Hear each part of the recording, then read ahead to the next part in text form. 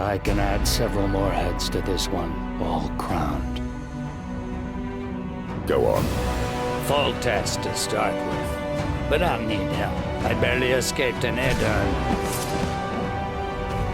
Not that many years ago, I think it would have been fair to have presumed the Western RPG genre dead had it not been for BioWare. But then along came Witcher, which really surprised a lot of people with like a deep, engaging storyline and pretty good combat and just like a real hardcore RPG game from start to end. And now you've played the sequel, which looks, from everything I've seen at least, to improve on all these qualities. Please start me out and just tell me that it's everything I've been hoping for. It's everything you've been hoping for. You know, you said it looks like, looks is a good place to start because it looks amazing. Yeah. It's probably the best looking role-playing game ever.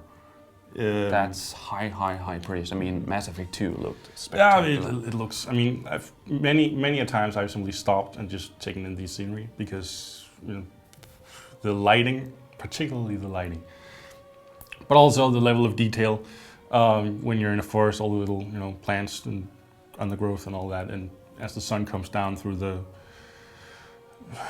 trees, the leaves, cast a billion different little shadows, and it just looks so good. Yeah.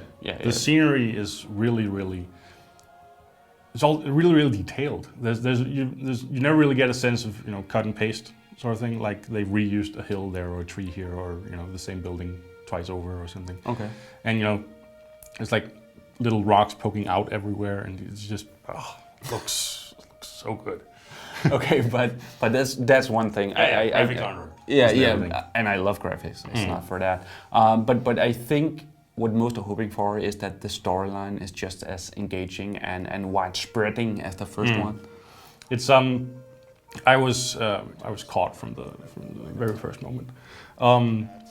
Everything from dialogue to the overarching story to, you know, voice acting, the direction of the cutscenes and dialogue scenes, all that stuff is so spot on. I've always preferred the wandering life. Meet new people, beat some of them up.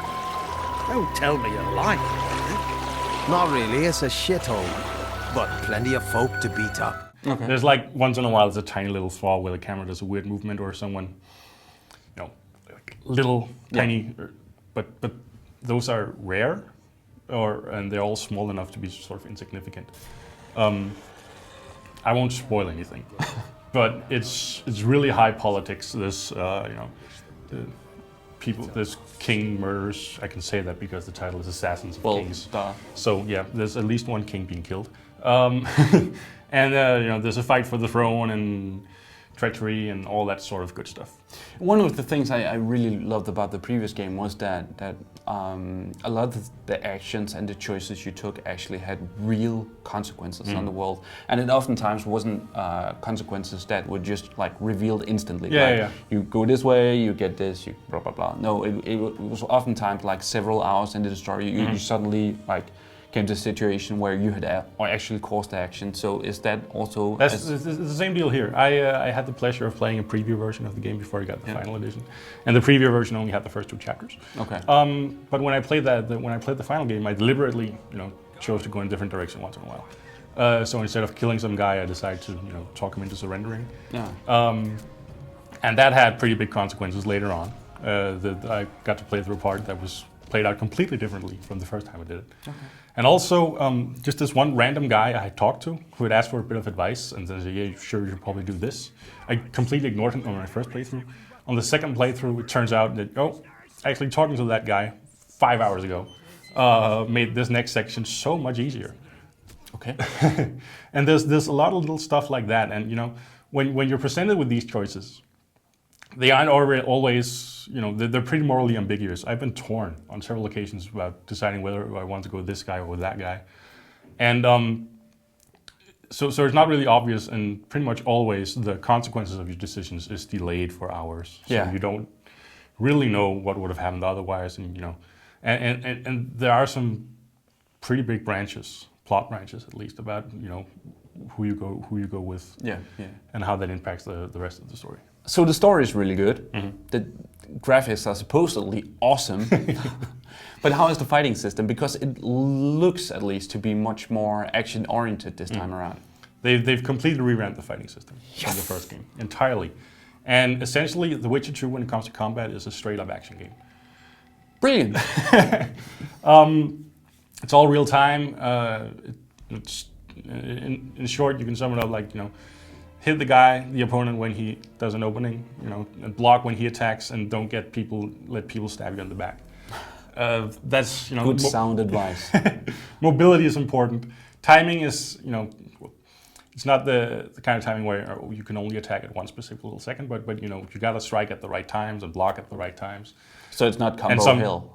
What? It's not combo hill like in Devil May Cry or something like No, that. no, nothing like that. And there are guys who can't block when if a guy comes with a big pole arm, he'll knock you down if you try to block, so you have to jump out of the way. And obviously, fighting monsters is a different experience. But you also have a skill tree, right? There's a massive skill tree. Yeah.